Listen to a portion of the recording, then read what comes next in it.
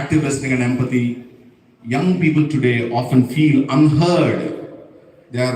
They feel unheard because they are in a noisy world. So much noise around them. They are not able to listen to them. So listening with empathy builds trust for them.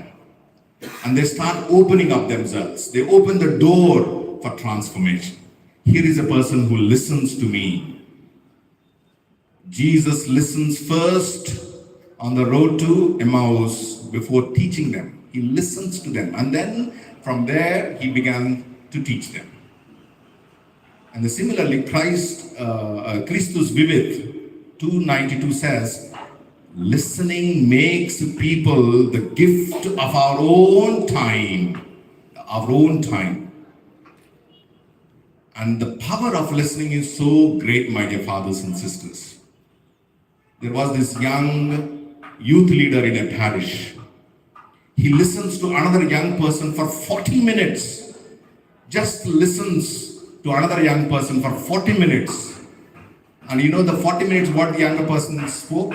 He only spoke about video games. Video games. 40 నిమిషాలు church leader వింటూ ఉన్నాడు. కొన్ని నెలల తర్వాత that young fellow comes back, the teenager comes back. He says, that is when I knew actually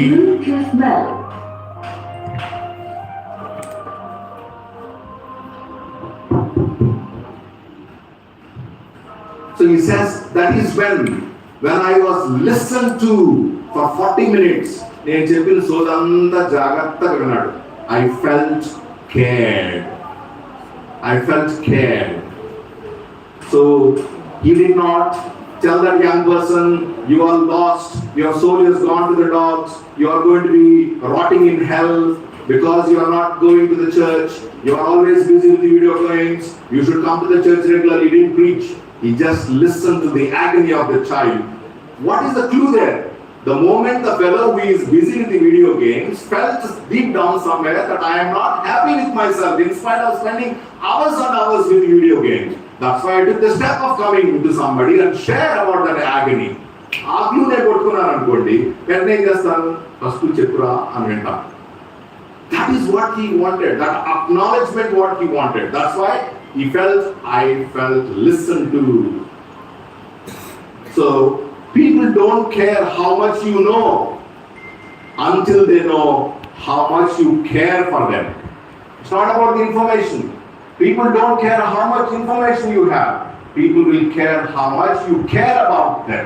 You care about them. Take a scenario example. This is what will you do? 16 సంవత్సరాల ఒక అబ్బాయి వస్తాడు. And they said, Father, దేవుడు ఉన్నాడంట అసలు అని అడిగాడు అనుకో. దేవుడు ఉంటాడా? అరే నాకు కూడా అప్పుడప్పుడు డౌట్ వస్తుందా? Actually, that's not a bad thing to say to somebody being a priest and religious. రెండు ఆప్షన్స్ ఉన్నాయి నీకు, రెండు ఆప్షన్స్ ఇస్తా, నీ మైండ్ లో చెప్పుకో. Somebody comes to you and says, is there God, Father? Does God exist? మొదటి option, వాడిని కూర్చోబట్టి నువ్వు do you explain to him about the proofs of God's existence?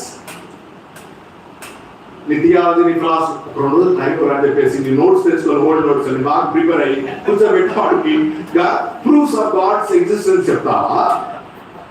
Otherwise are you going to ask them, thank you for a lovely question, can you share more about your doubts? ఎందుకు అనుకుంటున్నావు దేవుడు లేడని? ఎలా వచ్చావు నువ్వు ఆ కన్క్లూజన్కి? చూసి ఎక్కువ చెప్తావా ఐఎమ్ ఇంట్రెస్టెడ్ టు నో అని అడుగుతావా? If you should take the second part, if you want to listen to them and empathy, you should take the second part. Tell me more about you. Because he has come to a conclusion. God does not exist. నీకేం తెలుసుకున్నావు మాట్లాడేటప్పుడు? మా అమ్మ నాన్న చచ్చిపోయాడు, నన్ను ఒక అనాథగా వదిలాడు. దేవుడు కరుణామయుడు, ప్రేమ కలిగిన వ్యక్తి. నీ తల్లిదండ్రులు వదిలినా సరే నేను నిన్ను వాళ్ళు ఎన్నెన్నో చెప్తున్నా, ఎన్ని గుర్తొచ్చినాయి. వాడు నన్నేమో రోడ్డును పడేసిపోయాడు, అనాథకు పోయాడు, తినడానికి తిండి లేదు, ఉండడానికి ఇల్లు లేదు, చదువుకోవడానికి నాకు చదువు లేదు. దేవుడు కరుణామయుడు. అందుకే దేవుడు అని ఎవరంటే నందుకు ఎందుకు చేస్తాడు? నా పక్కన వాడి పక్కింటోడు అన్నాడు, వాడు చేసేది అదో పనులు, వాడికి అమ్మ నాన్న ఏం కొనిస్తున్నాడు?